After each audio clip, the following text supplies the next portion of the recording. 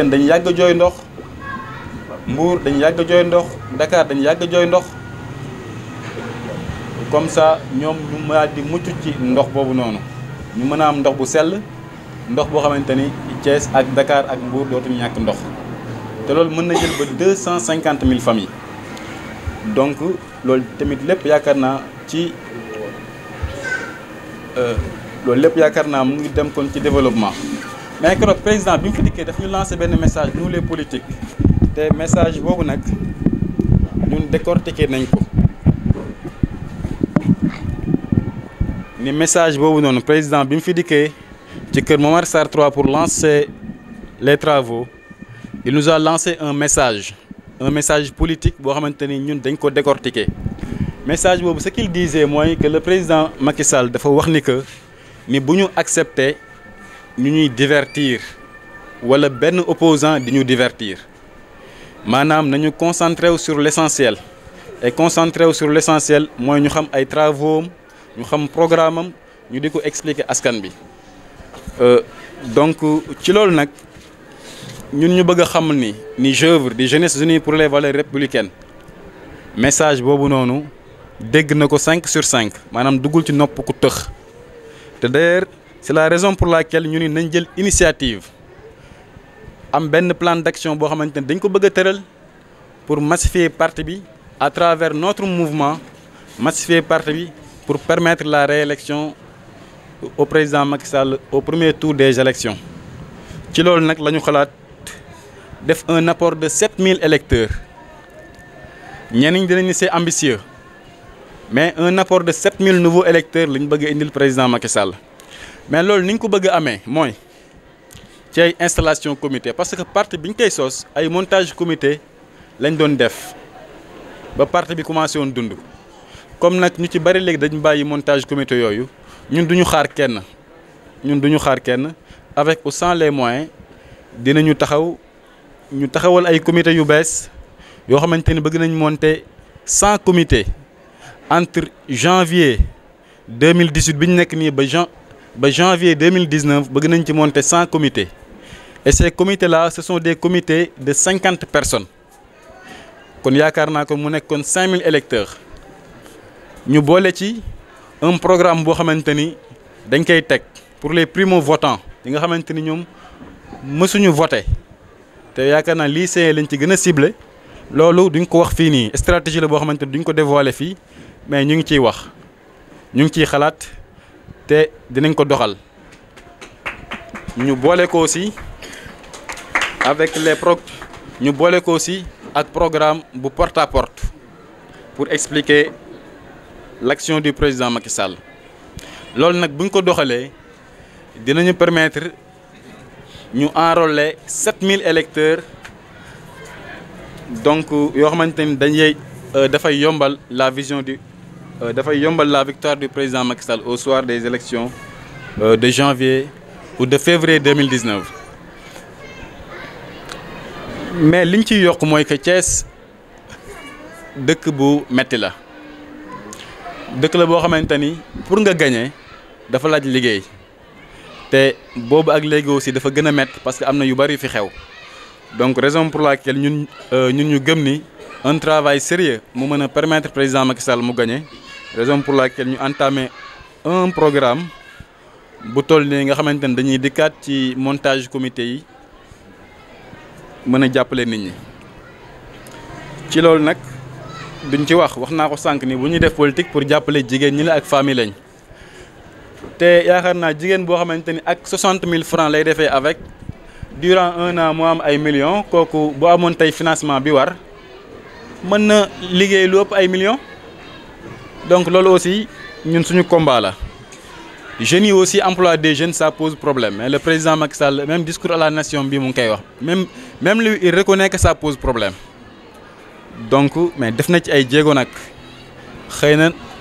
am na yeneen stratégie yoo xamante ni mu ngi koy teg pour ñi gën a teel a former ndaw yi ngir mën leen wutal métier ndax nit it boo ko bëggee jàppale parfois te amul métier dafay dal di jafe. maintenant mais contexte politique bii nii mënuñu ci wax te duñu wax te duñu ñëw ci benn point muy transhumance ñu ngi dégg sax opposition bi ñu ngi koy décrier di wax transhumance di ci ŋàññ d'accord ñun ñi di wax ak yéen en tout cas man Souleymane Ciss aussi je ne suis pas pour la transhumance je suis contre et surtout aussi avec le cas Sada Ndiaye bi nga xamante ni en 2008 moom moo permettroon éviction président Macky Sall ci assemblée à la tête de l'Assemblée nationale avec sa fameuse loi une mauvaise loi je dois dire mauvaise loi parce que loi boobu noonu dafa doon violer état de droit ci loolu la président Macky Sall jógee foofu noonu donc kooku tey bu dikkaatee di jàppalewaat Macky Sall wala di ñëw APR sax laay wax bu dikkaatee tey dugg biir APR ñun kooku duñu neex parce que APR aussi c'est un parti boo xamante ni ça a été fondé sur des socles de valeurs donc mais aussi opposition bi dañ naan ñoom boo leen déggee dañ naan transhumance rek waa d'accord mais dara boo koy xeex kay yow lu ko jege wala lu xaw a nduróog moom waroo ko def mais opposition Sénégal ku nekk gis na leen am na benn pratique bu malsaine bu ñuy def mooy da ngay gis opposant yoo xam ni dañuy jàkkaarloog benn régime di ko combattre objectivement di ko combattre pour des raisons de malgouvernance wala nga gis opposant yoo xamante ni dañuy xool seen moroomu dañuy xool ay nit dañuy xool ay hommes politiques ñu di leen combattre wala ñu am problème pour des raisons de malgouvernance mais plus tard wala quelque temps après nga gisaat leen ñoom seen biir ñu toog autour d'une même table di nasandoo di nocceekandoo di sax dimbalante seen biir li ñu naan un soutien mutuel loolu nag dañu jàpp ni du lu baax parce que ñoom ñi koy def dañuy jël seeni valeurs ak seeni principes yëpp ñu ranger ko dans les oubliettes ou aux oubliettes def comme si de rien n'était donc yaakaar naa comme ñooñ nag tey bu ñu taxawee tey di ŋàññi transhumance du ñoom ñoo ñuy jox ay leçons en tout cas ñun waa APR xaaruñu ci ñooñ ñu ñuy jox ay leçons de morale te ñooñu mën nañ ci citer ku mel ni Idrissa Seck mën nañ ci citer ku mel ni Abdoul Mbaye mën nañ ci citer aussi ku mel ni Malick Gakou moo tax man su ma leen gisee sax ñett ñooñu ñu toog di waxtaan dina sa ko noonu nocceekandoo man dama naan ñi ñoom nan la ñu débrouiller woo sax pour mën a toog ensemble parce que seen passé aussi yaakaar naa c'est très récent Sénégalais yi xam nañ bu baax a baax ñoom ni ñu meloon ak ni ñu doon xeexee. donc li ma ciy daanelee mooy la même opposition en tout cas la majeure partie de l'opposition moi je les invite personnellement à faire des critiques constructives am na lu ñu naan critique constructive mooy critique boo xamante ni dafay jëmale askan bi kanam parce que dafa am critique subjective ak objective am na critique boo xamante ni c'est bien parce que ça permet d'avancer mais am na critique boo xamante ni c'est mauvais et puis dañ jëm ci ay élection donc jàmm la ñu war a oote donc ñoom ñu ngi leen di ñaan ñuy amal ay critiques yoo xamante ni ay critiques yu amal nit ñi njëriñ lañ yu mën a avancer loo réew mi lañ mais nag critique constructive mooy critique boo xamante ni dafay permettre ngaa di avancer yombul ndax pour nga def ko il faudrait nga am un bon programme wala un programme meilleur que bi fi nekk nii di plan Sénégal émergent ce qui n'est pas le cas opposition bi amuñu programme seen programme yëpp mooy lan mooy na fi Macky Sall jóge ñun nañ fi toog loolu nag du programme moo tax ay invectives rek la ñuy def te loolu amalul benn njëriñ askan bi dans l'intention de détourner l'attention des Sénégalais pour divertir leen ba du ñu bàyyi xel li président Macky Sall def nous disons non nous disons non nous disons non te heureusement que les Sénégalais ñoom ay nit lañ yoo xamante ni yoo am xel lañ Sénégalais yi nekk ñu nit yoo xamante mu ngi leen tromper facilement donc ci deuxième point bi loolu laa bëggoon na ci donc ci terminer ma épuisé ko ak li ma wax nii mu nekk approche politique situation nationale bi maintenant bu ko defee dañuy ñëw léegi ci troisième point bi nga xamante ni mooy installation bureau mouvement bi def ay propositions parce que am na ay postes ñu créé te bureau bi ñuy teg c'est un bureau provisoire c'est pas définitif mais ça permet aux responsables parce que fi ñi fi teew la majeure partie c'est des responsables yoo xamante ni ay nit ñoo nekk seen ginnaaw dañ am base mbooloo moo nekk seen ginnaaw ay comité la ñu yor de 100 personnes et loolu j'en profite même pour dire que de la même manière ni ñuy demee nara jublu ci montage du comité noonu aussi lañ fas yéene animer les comités yi nga xamante ni jot na fi am donc loolu laa ci terminer ci foofu noonu mais di leeral que ni bureau bi effectivement ce sera un bureau provisoire bu ñuy teg pour permettre les gens les uns et les autres ñoo am des postes de responsabilité à travers le mouvement mais aussi di xamle ni parce que provisoire mooy loo xamante ne dañ koy tegandi maanaam ki ciy nekk tey bis bu ñu demee ba koy rendre officiel mën na ci bañ a nekk ou bien poste bi mu occupé woon mën nañ ko changer mu occupé beneen poste donc xam naa damay bàyyi mbay. bu lancé tey nga woote ndaje bu yaatu ngir jëmmal bureau bi seen kuréel nga fàttali ñu lan ci ban côté ngeen fas yéene jàppale président Macky Sall. président Macky Sall ñu ngi ko fas yéene jàppale sunu kuréel bi nga xamante ne mooy Jeunesse unie pour les valeurs républicaines ñu ngi ko fas yéene jàppale ci ay points yu mel ni que massifier lii di parti bi fii à travers sa vision parce que comme li may wax dañ jëm ci élection présidentielle et que président njëkkoon na am mandat aujourd'hui moo war a amaat beneen mandat tey cette fois je crois que li mu laaj mooy ñu épouser ay réalisations ñu épouser ay programmes mën ko expliquer les Thiessois comme ça ñu mën ko comprendre xam ni def na ci réew mi lu bari Thiès fii def na fi it lu war a tax ñu mën ko jàppalewaat pour mu am un second mandat. léegi liggéey bi nu ngeen koy jëmale yéen mouvement ngeen alors que parti bi organisé wul ndax loolu dina yomb. waaw loolu du yomb mais damay fàttali que ni APR d'abord structuré wul te suñu parti aussi du lu bees nga nekk ci parti daal di créer mouvement en 2009 wala 2010 bi ñu sentiree ne parti bi amoon na léthargie te ñu bëggoon a liggéey te parti bi amoon structure dañoo créé woon lu ñu naan COPAL nekk ci di ci liggéey au nom de l'APR donc loolu noonu ñun ci lañ fas yéene donc liggéey à travers le mouvement pour gën a massifier le parti mais aussi pour jàppale président Macky Sall et pour cela tamit am nañ benn programme boo xamante ni 100 comités lañ bëgg a mettre sur pied entre janvier 2018 et janvier 2019 et c'est des comités de 50 personnes ak aussi ay programme boo xamante ni c'est pour les primo-votants yu gën a viser les lycéens parce que ñu mësul voter ak aussi programme boo xamante ni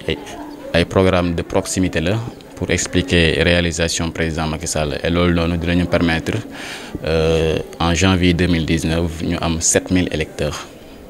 ci biir Thiès. ci biir Thiès ville. voilà kon gëm ngeen ne fukki 10 000 voix yi leen jiitoo yéen seen mouvement rek war na mën a wàññi écart bi. non jàpp ñu loolu li ñu gëm daal mooy ay ndaw la ñu nekk ci parti bi gëm vision président Macky Sall gëm liggéeyam ñu fas yéene taxaw pour lu ko jàppale. maintenant parti bi dafa yaatu kenn ku ci nekk ma nga nekk ci fa mu war a nekk ci ruq ba di liggéeyam. mais tamit nous devons reconnaître que ni amul actuellement benn organisation bu mën a permettre ñëpp daal di dajalandoo liggéey donc ñun dañuy dal di rek nekk di bay suñu waar en attendant que ñi nga xamante ni ñooy suñuy kilifa ñu war a woote pour ñëpp daje ñu def ko bu ñu ko defee incha allah ñun ñëpp dañ ànd liggéey. seen gis-gis wàllu màngaan bi ñuy wax transhumance. waaw transhumance moom damay wax ni que ñun d'accorduñu ci parce que APR dañ ko créé ci conditions yoo xamante ni ci ay valeurs moo taxoon ñaar koy créé moo tax ku mel ni Sada Ndiaye bi nga ko gisee mu ñëw biir APR du ñu neex rawatina moom li jëlee président Macky Sall ci élection présidentielle yi ci excusez-moi li jëlee président Macky Sall à la tête de l'Assemblée nationale moom la parce que moom moo indi benn loi boo xamante ni dañ jàpp ni c'est une mauvaise loi mauvaise parce que dafay violer li nga xamante ni moom la ñuy wax état de droit.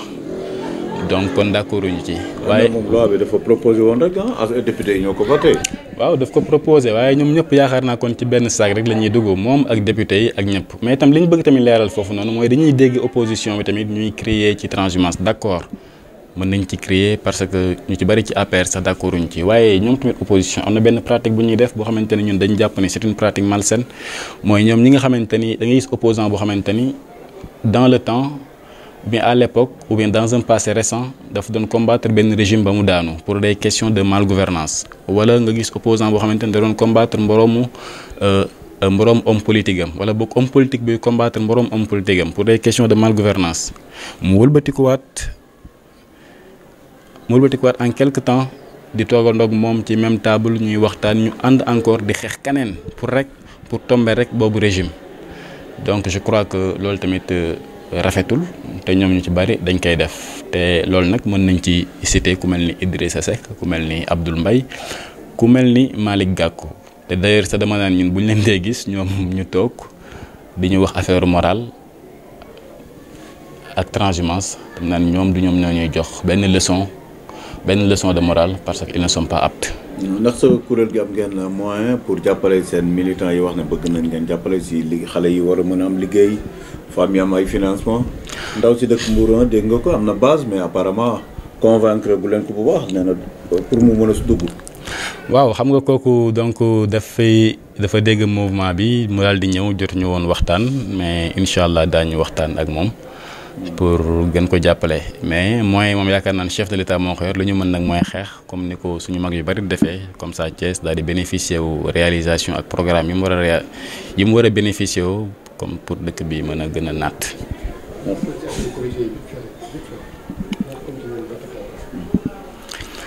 waaw dañu ni Thiès dëkk bu metti la mais dafa laaj un travail sérieux et pour cela pour ñu mën a may président Macky Sall ndam ñun dañu jël initiative monter 5 ans dañu jël initiative apporter le président Macky Sall 7000 électeurs loolu nag ni ñu ko bëgg a apporter mooy dañuy daal di monter 100 comités de 50 personnes te loolu ñu ngi ko échelonné entre janvier 2018 ba janvier 2019 ak aussi benn programme boo xamante ni ça vise les primo-votants duñ ko wax fii. mais surtout ñi nga xamante ni mosuñu voté te lycéens yi ñoo ci ëpp ak benn programme de proximité loolu nag incha allah bu ñu ko doxalee dina mën a tax ñu atteindre 7000 électeurs fii ak élection présidentielle yi.